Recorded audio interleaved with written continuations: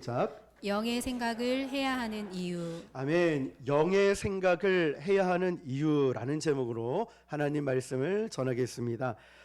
육신의 생각은 세상의 생각입니다. 육신의 생각은, 영의 생각은 성령의 생각이죠.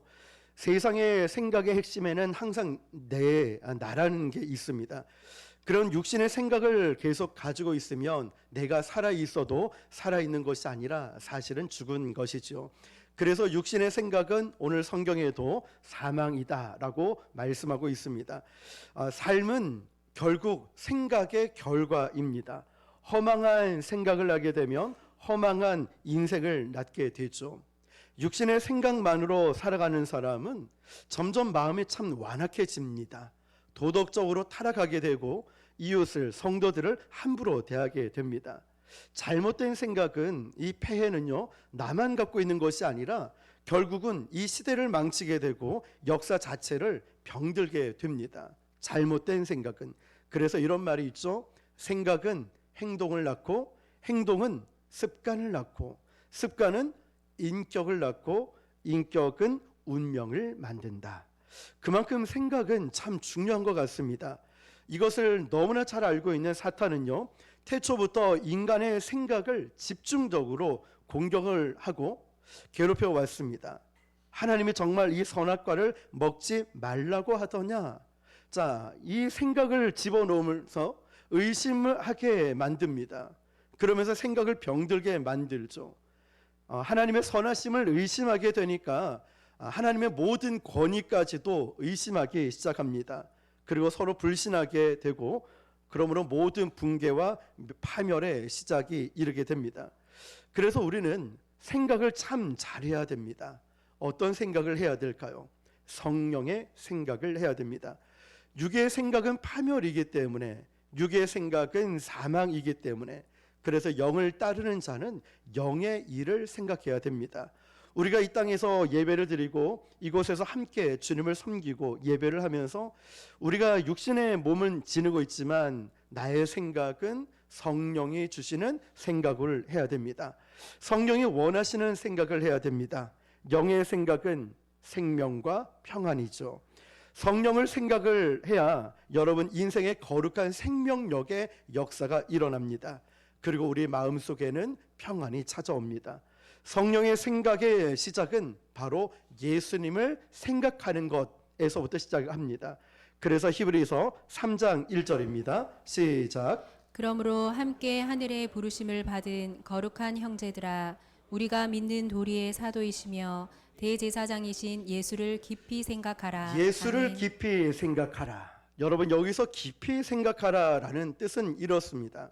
생각하고 또 생각하고, 완전히 나의 모든 생각이 예수님으로 꽉 찰 수 있도록, 그래서 심지어는 이 생각 때문에 내 행동까지 바뀔 정도로 생각하라입니다. 누구를요? 예수를. 예수님 생각으로 나도 모르게 튀어나오는 말이 그냥 예수님에 관해서, 나의 눈빛과 행동과 모든 것이 그냥 예수님으로 가득가득 충만해 있으니까 예수님이 드러난다는 것이죠. 집중적으로 생각하는 거예요. 그러다 보면 닮아가게 되어 있습니다. 예를 들어서 돈만 생각하는 사람들은 왠지 자기가 500원짜리 동전같이 얼굴이 닮아가는 것처럼 느껴져요.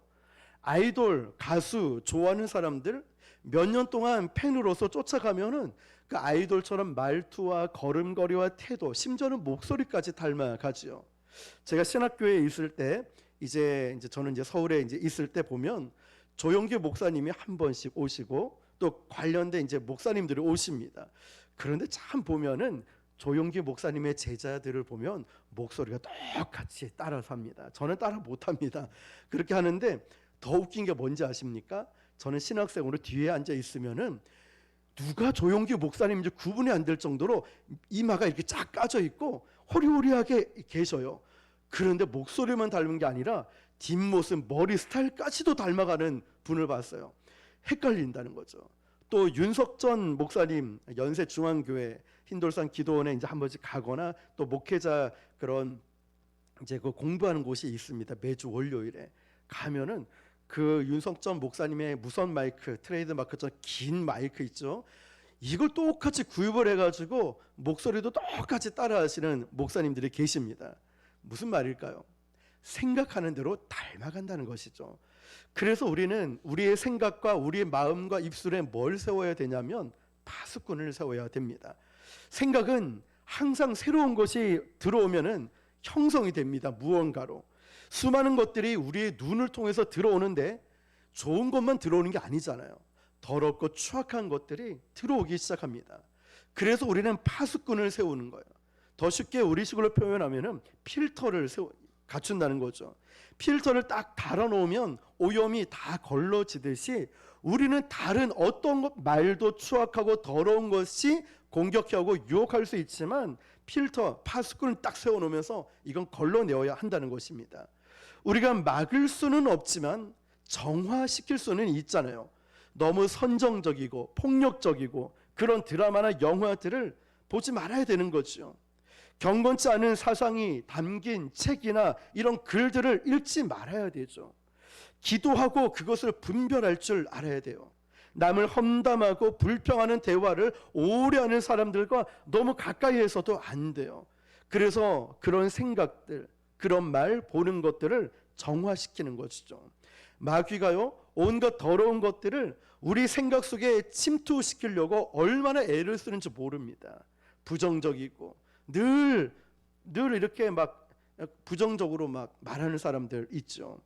불평, 원망하는 게 마귀가 자꾸 그렇게 만드는 거예요. 그래서 이에 단호히 맞서기 위해서 우리 입술에, 우리의 눈에, 우리의 마음에 파수꾼을 세워놔야 합니다. 그래서 사도 바울은 고린도후서 10장 5절에 모든 생각을 사로잡아 그리스도에게 복종케 하라 말하고 있어요. 밀려드는 수많은 생각들이 있다는 거예요. 그것들을 성령의 능력의 말씀 그리고 기도로 이걸 필터, 정화시키라는 거예요. 분별하라는 것입니다. 제가 군에 있을 때요, 저는 해군을 나왔으니까 동해에서 군함을 타다 보니까 예배를 못 드리는 거예요. 짧게는 15일, 길게는 30일, 40일 배를 타고 이제 동해 바다에 가 있습니다. 그러면 이제 종교 활동을 못 해요. 이등병으로 처음 군함을 타니까 여러 가지 교육을 시키면서 고참이 딱 얘기하는 것 중 하나가 뭐냐면 교회 못 가. 예배 같은 거 생각하지 마. 꿈도 꾸지 마. 아예 종교가 뭔지를 물어보고서 그렇게 이야기를 하더라고요. 그런데 그때는 왠지 모르는 믿음이 굉장히 좋았던 것 같아요. 정신을 바짝 차리고 아침에 일어나면 큐티 먼저 하고 자기 전에 기도 꼭 하고 이걸 습관화시켰어요. 그러다 보니까 믿음의 동력자를 만난 거죠. 병장 중 고참인 병장이 그분이 늘 엔진룸 시끄러운 곳에 기마개를 끼고 와서 혼자서 큐티를 하고 말씀을 읽고 쓰는 거예요. 그러면서 이제 저보고 몇 시에 여기 와라 해서 거기서 함께 말씀을 읽고 큐티하고 기도하는 시간을 그 시끄러운 엔진룸이 엔진이 돌아가는 그곳에서 말씀 기도 생활을 했다는 거죠. 저는 그때 생각해 보니까 그것 때문에 제 믿음을 잃지 않았던 것 같아요. 여러분, 우리가 세상 속에 살아가면서 세상 생각이 밀려드는 것 막을 수는 없겠지만 말씀과 기도로 우리의 생각의 틀을 제대로 만들어 놓으면, 다시 말하면 필터 장치를 정확하게 놓으면은 세상을 이길 수 있다는 것입니다. 우리를 유혹하고 우리를 공격해 오는 거 막지는 못해도 정화시킬 수는 있다는 것이죠.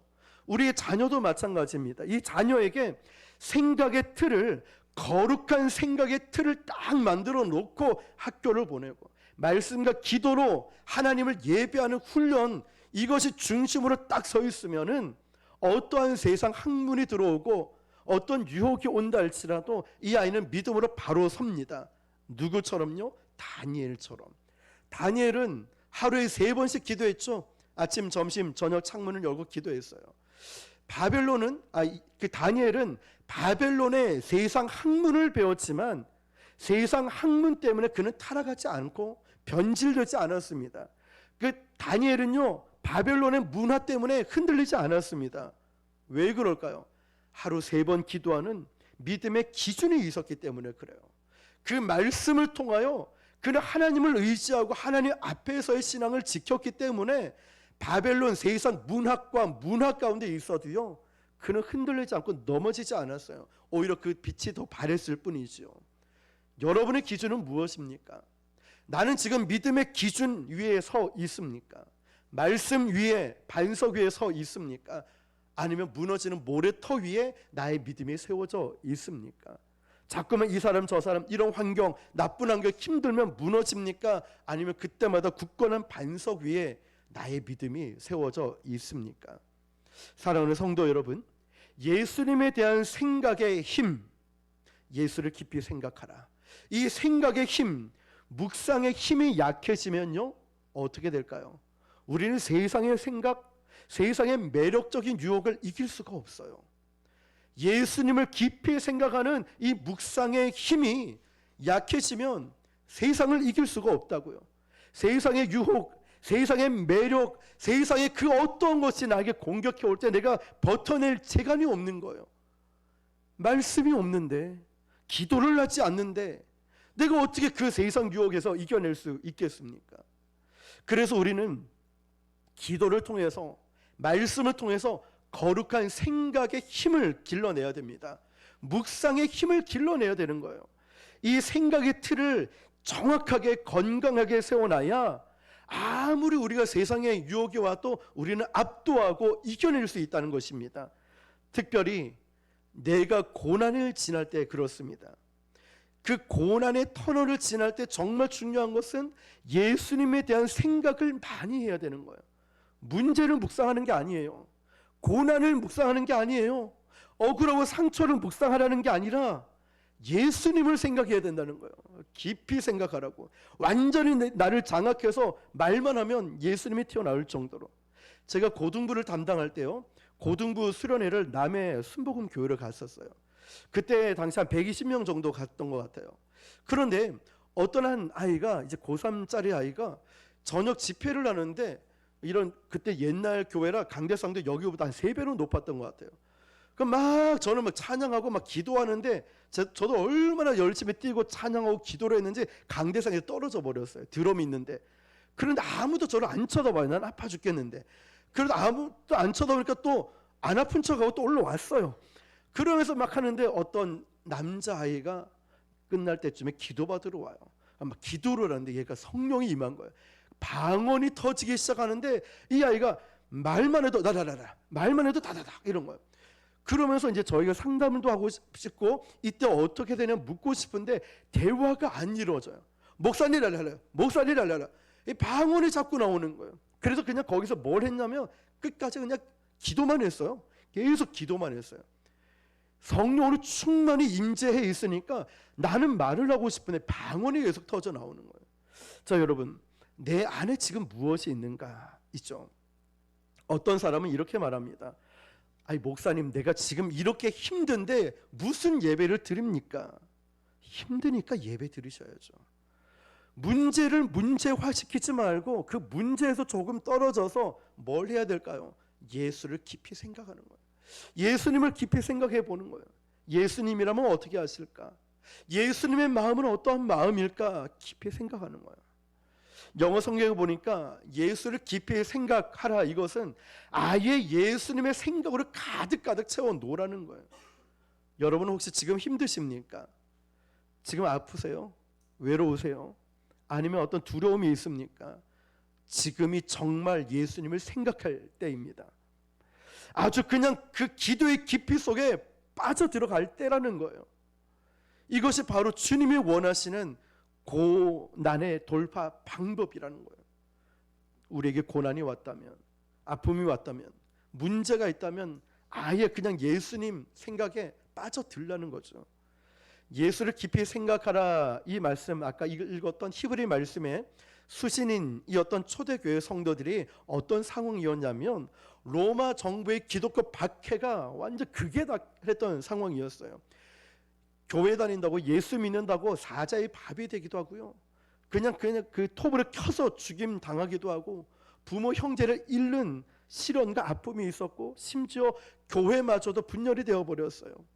이 고통 속에 의지할 사람, 의지할 교회도 없을 이때에 바로 지금 사도 바울은 예수를 깊이 생각하라 이야기를 하고 있는 거예요. 예수님을 깊이 생각하고 묵상하라. 마음이 괴롭고 외로울 때 예수님을 깊이 생각하라고 말씀하고 있는 것입니다. 여러분 참 희한하지 않습니까? 이 낮에도 별은 있어요. 별이 빛나는데 잘 안 보이죠. 그런데 밤에 그 별은 더 빛납니다. 우리 주님은 항상 내 곁에 계신데 내 인생에 고난이 왔을 때 그 빛이 더 바란다는 것이죠. 그러므로 고난 속에 있을 때는요, 기도할 때예요. 고난이 왔을 때 예수님을 깊이 생각하는 거예요. 예수님이라면 어떻게 하실까? 예수님 마음은 어떤 마음일까? 예수님은 영혼들을 어떻게 사랑하셨을까? 예수님은 이 힘드셨을 때 어떻게 이겨내셨을까? 억울하고 배신당했을 그 십자가 지고 가실 그 심정이 예수님은 어떤 마음일까? 라는 거죠. 같은 고난이라도 어떻게 해석하는가에 따라 완전히 달라집니다. 예수님을 깊이 생각하며 고난당하면 우리는 고난 속에 담겨져 있는 비밀을 발견하게 됩니다. 이사야 55장 8절 9절입니다. 시작. 이는 내 생각이 너희의 생각과 다르며 내 길은 너희의 길과 다름이니라. 여호와의 말씀이니라. 이는 하늘이 땅보다 높음같이 내 길은 너희의 길보다 높으며 내 생각은 너희의 생각보다 높음이니라. 아멘. 아멘.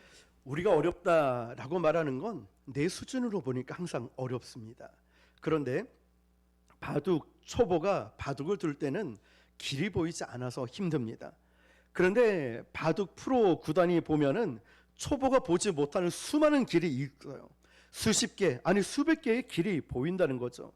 나는 길이 없다라고 말하는데 그건 내 수준으로 보니까 그래요. 그러나 하나님 수준에 보니까 길이 어마어마하게 많이 있다는 것이죠. 하나님은 우리가 모르는 수를 굉장히 많이 갖고 계십니다. 하나님이 얼마나 많은 수를 갖고 계시냐면 시편 139편 17절 시작. 하나님이여 주의 생각이 내게 어찌 그리 보배로우신지요. 그 수가 어찌 그리 많은지요. 아멘. 아멘. 하나님은 수가 많아요. 내가 모르는 절묘한 수가 있죠. 그래서 우리는 하나님, 제가 너무 하나님 귀찮게 하는 거 아니에요. 그런 말 하면 안 돼요. 하나님, 제가 너무 어려운 부탁 드리는 거 아니에요. 아니라니까요. 하나님 바쁘실 텐데 제가 이렇게 해서 하나님 어떻게 보실까? 너무 불편하게 해드리는 거 아닐까요? 그런 생각을 하지 말라는 거예요. 그건 내 수준이고, 여러분 하나님의 그 어마어마한 절묘한 수를 생각하게 되면 우리는 압도당하게 돼요. 야, 내가 이 짧은 머리로 이런 생각을 했었구나. 자, 여러분, 성령의 생각을 하는 사람, 영의 생각을 하는 사람은요, 하나님의 수준을 인정하며 갑니다. 나는 할 수 없지만 우리 주님은 하실 수 있고, 전지전능하신 하나님이 이 문제를 해결해 주실 것이고 내 앞길을 인도해 주실 것이다. 인생이 내 마음대로 풀리지 않아도요, 그 사람은 낙심하고 좌절하지 않아요. 영의 사람은 넘어지지 않아요. 넘어져도 다시 일어납니다. 왜 그럴까요? 단언컨대 우리 인생은 내 마음대로 되지 않더라고요. 왜 그럴까요? 어떤 사람은 내가 꼭 가고 싶은 대학에 떨어지기도 하고요, 어떤 사람은 이곳에 취직하고 싶었는데 그 직장에 못 들어가기도 해요. 어떤 사람은 평생 함께하고자 했던 사람이 배신하기도 합니다. 그 당시만 생각하면 끔찍합니다. 원하지 않았던 일이고 또 굉장히 원망스러웠어요. 왜 내 길이 열리지 않고 내 계획대로 되지 않습니까? 그러나 세월이 지난 후에 와, 이것이 정말 하나님의 놀라운 역사였구나, 그걸 깨닫게 되는 거죠. 하나님은 내가 알지 못하는 축복을 더해주기 위해서 지금 어떤 걸 빼신 거예요. 이걸 나중 지나니까 알게 되는 거예요. 그래서 성령의 생각을 하는 사람은 자신의 과거를 해석할 때도 원망하지 않아요. 후회하면서 그 땅을 치면서 통곡하지 않습니다. 영의 생각을 하는 사람은 내가 그때 왜 실수했고 내가 왜 실패를 했을까? 나의 실수와 나의 아픔까지도 하나님은 절묘한 하나님의 방법과 계획을 통하여 우리를 이끌어 가심을 우리는 믿고 그것을 경험하기 때문입니다. 오래전에 프랑스의 한 염색 공장에서 한 가정부가 식탁보를 세탁을 하다가 그 식탁보에 그만 실수로 기름을 엎어버렸습니다. 그런데 좀 나중 지나서 보니까 그 기름이 묻었던 그 식탁보가 하얗게 깨끗하게 변해 있는 걸 보게 됩니다. 이 어이없는 실수로 인하여서 인류는 드라이 클리닝이라는 새로운 세탁법을 발견하게 됩니다. 실험실에서 발견한 게 아니에요. 그 한 가정부가 실수로 기름을 엎었는데 이 실수를 가지고 놀라운 발명 세탁법을 발견하게 됐다는 것이죠. 여러분, 우리의 실패도요, 하나님의 새로운 축복의 시작으로 바꾸실 것입니다. 우리의 연약함도 내 계획대로 되지 않아도요, 혹시 여러분 뭔가를 엎었습니까? 내 인생에 뭔가 엎어졌어요? 내가 열심히 살았는데 엎어버리는 때가 있지 않습니까? 망치는 경우 있지 않습니까? 내가 원했던 문이 열리지 않아서 다른 문을 열고 가야 될 때가 있지 않습니까? 그런데 그 다른 문을 열고 들어갔는데 더 좋은 문이었다는 거예요. 그런데 그 실수가 오히려 가장 최상의 결과를 낳게 만들었다는 거예요. 오히려 그 지난번 문으로 들어갔으면 큰일 날 뻔했다는 것을 시간이 지나면서 하나님이 보여주셨다는 거예요. 왜 그럴까요? 하나님은 실수가 없으신 분이시기 때문에. 그것을 믿는 것이 바로 성령의 생각이에요. 그것을 믿는 것이 영의 생각을 하는 사람이라는 것이죠. 예수님의 눈으로 인생을 바라보는 것, 그리고 예수님의 눈으로 내 자신을 바라보는 겁니다. 자, 로마서 12장 3절입니다. 시작. 내게 주신 은혜로 말미암아 너희 각 사람에게 말하노니 마땅히 생각할 그 이상의 생각을 품지 말고 오직 하나님께서 각 사람에게 나누어 주신 믿음의 분량대로 지혜롭게 생각하라. 아멘. 내 자신에 관하여서 마땅히 생각할 그 이상의 생각을 품지 말라. 누구에 대해서? 나에 대해서. 그러니까 좀 너는 너 자신에 대해서 오버하지 마라는 거예요. 이 오버가요, 꼭 과하다는 뜻만 아니에요. 어떤 사람은 위로 오버하는 것도 있고요, 어떤 사람은 밑으로 오버하는 사람이 있어요. 어떤 교만하고 나는 잘났어라고 하는 사람만 있는 게 아니라 나는 못났어, 왜 나 같은 것을 이 땅에 태어나서 난 죽고 싶어, 이런 오버를 하지 말라는 거죠. 그러니까 상처를 많이 받습니다. 위로 오버하는 사람은 자신을 과대평가합니다. 세상에서 자기가 제일 잘났어요. 어떤 사람은 밑으로 오버한다니까요. 자기가 제일 못났대요. 이걸 열등감이라고 하죠. 교만이라고도 합니다. 그런데 예수님은 위로도 오버하지 말고 아래로도 오버하지 말고 생각하지 말아야 될 그 생각 이상의 것을 생각하지 말고 하나님의 눈으로 너 자신을 건강하게 보라고 말씀하시는 거예요. 건강한 생각의 시작은요, 하나님의 눈으로 내 자신을 보는 거예요. 그러기 위해서 두 가지를 버려야 돼요. 열등감과 교만을 버려야 됩니다. 저도 목회를 하다 보니까요, 어느 날 얼마 전에 열등감에 사로잡혔어요. 그러니까 그렇게 열심히 하던 전도도 하고 싶지 않은 마음에 낙심이 막 들고, 그렇게 열정이 넘쳤던 제 마음에 갑자기 마음이 지치고 힘들어지더라고요. 그 이유가 뭐냐면 누군가와 자꾸 저도 모르게 비교를 하고 있다는 거죠. 열등감에 사로잡히면 아무리 좋은 대학을 가도요, 아무리 내 꿈을 이루고 좋은 차를 사고 돈을 많이 벌어도요, 끊임없이 그 사람은 열등감 때문에 불행해집니다. 이제 그걸 좀 멈추라고 하는 거예요. 그래서 오늘 말씀처럼 영의 생각을 해야 되는 거예요. 성령의 생각을 해야 되는 거죠. 성령의 생각을 한다는 것은 이제 하나님의 눈으로 내 자신을 바라보는 거예요. 하나님은 나를 어떻게 보실까요, 여러분? 하나님이 여러분을 어떻게 본다고 생각하십니까?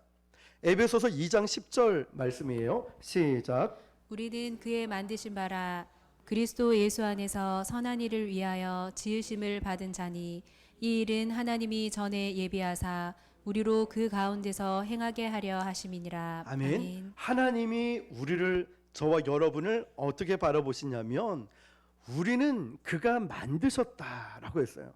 누가요? 하나님께서 저와 여러분을 만드셨어요. 영어 성경에 보면 이 부분을 걸작품이라고 되어 있어요. 그리고 헬라어 단어에 보면은 폼, 이게 시라는 뜻이죠. 다시 말하면 한마디로 저와 여러분을 한 폭의 시와 같이 하나의 걸작품으로 만들어 놓으셨다는 거예요. 하나님은 그 사실을 저와 여러분이 좀 믿고 이걸 선포하기를 원하신다는 거예요. 너는 걸작품이야, 왜 그러고 있니?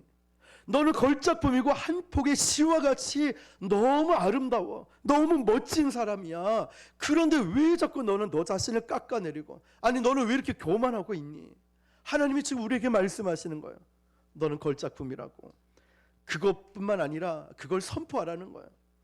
하나님은 저와 여러분을 각자 독특한 개성을 가진, 다른 재능과 열정을 가진 작품을 만드셨어요. 우리를 통해 죽어가는 누군가를 살리고요, 어떤 사람의 꿈과 비전을 깨워주고 복음을 전하도록 만드셨다는 거예요. 그런데 세상 사람들은요, 세상의 기준과 잣대를 가지고 자꾸 우리를 평가절하합니다. 그렇게 평가를 해요. 꼭 그것이 나의 기준이고 나의 평가인 것처럼 의기소침해가지고 무너지는 경우가 있다는 거죠. 그런데 기억하십시오. 하나님은 저와 여러분을 보배롭고 존귀하게 만드셨어요. 세상에 하나밖에 없는 독특하면서 아름다운 걸작품으로 만드셨다는 것입니다. 그리고 하나님께서 여러분 통해서 남들과 다른 어떠한 일을 하실 거예요. 제가 이 말씀을 준비하게 된 계기가 여기 있어요. 낙심하고 좌절하고 열등감에 사로잡혀 있던 저의 모습을 봤거든요. 내가 왜 그럴까 생각하니 제가 참 열심히 하시는 그 어떤 목사님과 비교를 하고 있더라고요. 저도 모르게 계속 그걸 묵상을 하고 있더라고요. 내가 왜 이러고 있지? 그런데 이 말씀, 하나님 나를 걸작품으로 만드셨고 나는 똑같이 만드시지 않았다는 거예요. 남들이 하지 못하는 그 무언가를 할 수 있게끔 이지훈이라는 사람을 만드셨듯 저와 여러분을 만드셨다는 것, 이걸 믿어야 되고 이걸 선포해야 된다는 것이죠. 그래서 우리는 교만과 열등감을 경계해야 됩니다. 겸손하신 주님을 계속해서 묵상을 하고 생각해야 돼요. 우리가 아무리 잘난 척 하더라도요, 주님의 은혜가 아니면 우리는 살아갈 수 없는 죄인이에요. 우리가 그런 생각을 해야 그리스도의 평강이, 우리 안에 생명이 우리 가득 채워지는 거예요. 영의 생각을 해야지. 하나님은 우리 모두를요 다 독특하고 아름답게 만드셨어요. 이건 다른 것이지 틀린 게 아니고 다른 것이지 더 못한 게 아니라는 거예요. 그래서 나와 재능과 열정, 다른 사명을 주신 그 사람을 바라보고 자꾸 비교하지 말라는 거예요. 성도들과 비교하지 말고, 이웃들과 비교하지 말고, 저 같은 경우는 다른 목사님들과 비교하지 말고, 잘 나가고 뭐 잘하는 그런 분과 비교하지 말고, 이 목사 너는 너에게 준 달란트가 있고 은사가 있으니 너는 거기에 집중해. 하나님이 저에게 주시는 마음이었어요. 뿐만 아니라 우리에게 주는 말씀이죠. 자, 여러분, 돌고래가 독수리를 보면서 나는 왜 날지 못할까? 독수리는 돌고래를 보면서 나는 왜 수영을 하지 못할까? 이러면 안 된다는 거예요. 하나님은 독수리에게 수영을 시키지 않고 돌고래에게 하늘을 날게 하지 않으셨습니다. 그러므로 우리는 내게 있는 내 자신 그대로를 받아들이고, 나는 걸작품이다, 한 폭의 시와 같이 하나님은 나를 만드셨는데 비교 불가. 다른 사람과 나는 비교할 수 없어, 하나님 앞에서. 그래서 내 이웃도, 주변의 성도도 마찬가지예요. 나와 다르다는 건 틀리다는 게 아니죠. 있는 그대로를 사랑해주고 축복해주고 인정해주는 것. 예수님의 눈으로 본 사람은요, 그 이웃들도 성도들도 우리 영혼들을 예수님의 눈으로 잘 해석하게 됩니다. 너무 귀하다, 너무 사랑스럽다, 어쩜 그런 일을 할 수 있고 어쩜 그렇게 헌신하고 얼마나 예쁘고 아름다운지 몰라. 그래서 하나님이 우리 권사님, 집사님, 우리 청년들, 우리 모두를 이렇게 걸작품으로 만드셨구나. 우리 교회는 걸작품밖에 없어요. 똑같은 사람이 한 사람도 없어요. 다 개성이, 개 같은 성질 이런 거 아니에요. 다 개성이 독특한 거예요. 아름다운 존재로 만드셨어요. 너무너무 사랑스러운 존재로 만드셨어요. 저는 우리 교회 성도님들 한 분 한 분 기도할 때마다 감탄사가 나와요. 어쩜 이런 일을 할까? 어쩜 이렇게 알게 모르게 기도하시고 섬기시고 이렇게 말없이 봉사하시고, 너무너무 귀한 거예요. 우리 권사님, 우리 집사님, 우리 청년들 할 것 없이. 자, 여러분, 성령의 생각을 하는 사람은 이처럼 하나님의 비전을 생각해요. 내 뜻을 이루는 것이 아니라 하나님의 뜻이 이 땅 가운데 이루어지기를 꿈을 꾸고, 세상적인 생각을 하는 사람은요 자꾸만 과거 지향적인 생각을 합니다.